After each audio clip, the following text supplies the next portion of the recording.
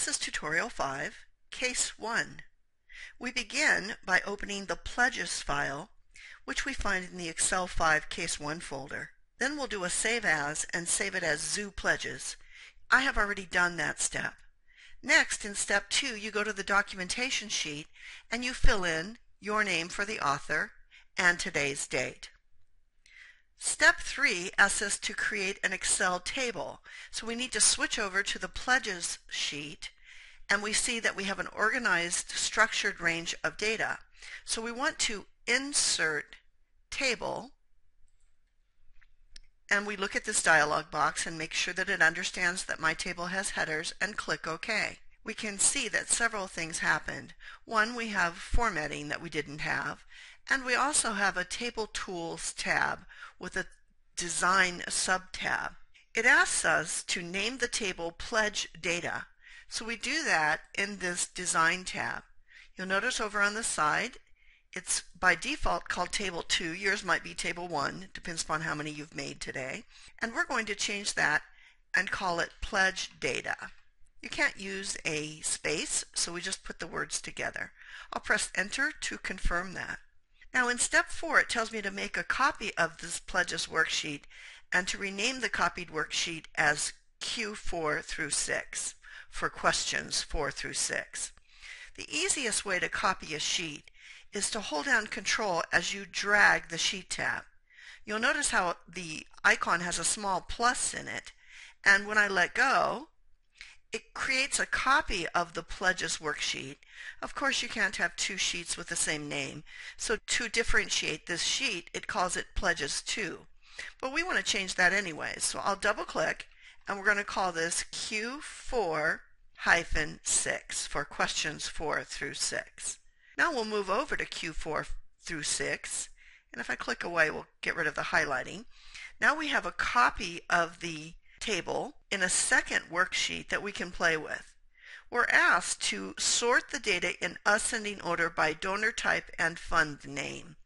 Since we're doing a 3-level sort, you have to use the Data tab and the Sort function. You can't just use the A to Z or Z to A because those are for one column only. We want to sort on 3 different columns. So we'll click that. Oops, I made a very common mistake. When you, anytime you're working with the table, you have to have your cursor in the table. So I'm going to press Control Home, making sure that my cursor is in my table, and we'll try that again. So we'll go to Data, Sort, and then we get the Sort dialog box. We're asked first to sort the data by donor type. So I'll click the down arrow and choose donor type. The default is A to Z or ascending order. Secondly, we want to sort by the fund name. So to do that, we have to add a level. And in this second level, we'll choose fund name. And then our final sort will be on amount pledged. So we'll add a level, click amount pledged, and this time we're asked to put that in descending order, which would be from the largest to the smallest number. We'll click OK, and you can see that that happened. And we can see that it's sorted first by donor type, and then when there was a tie, like individual, it's sorted by fund name, and then when there was a tie, like Children's Zoo, it's sorted by amount pledged, with the largest amount first and the smallest amount last. We're ready now to move to Step 5. In this worksheet, they want me to insert a total row. If I click the Design tab, you can see that you have a place here to turn on a total row. So you can see that the total row has been inserted, and automatically it will insert a sum at the last column that contains numbers. So they want me to display the number of pledges in the donor name column.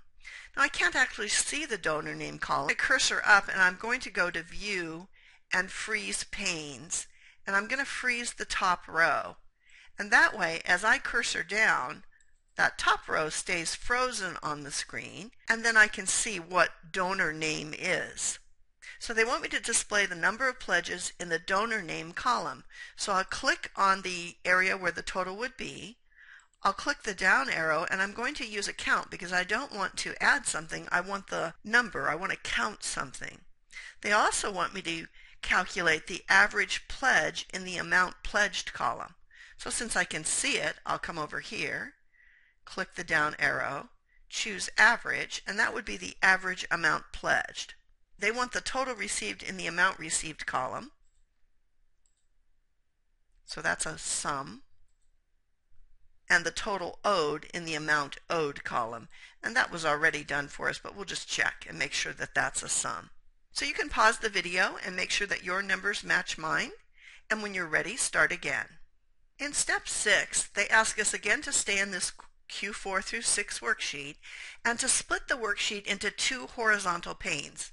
Now I really dealt with this by freezing the top pane, so I'm going to turn that off. I'll go to View and I will click on Freeze Panes and I'll choose Unfreeze Panes. In step 6 we're asked to split the horizontal screen at row 23, so I'm going to come down and select row 23 and then I'll go to the View tab and choose Split. Now it doesn't seem impressive at first, but it actually put a break there, and we now have 2 separate scroll bars. So with the bottom scroll bar, I can scroll to where you see the total, and the top scroll bar scrolls separately from that. So sometimes when you've got a large spreadsheet, it's nice to put the split in so that you can see 2 areas at the same time. This is the end of the video covering steps 1 through 6 of Case 1, Tutorial 5.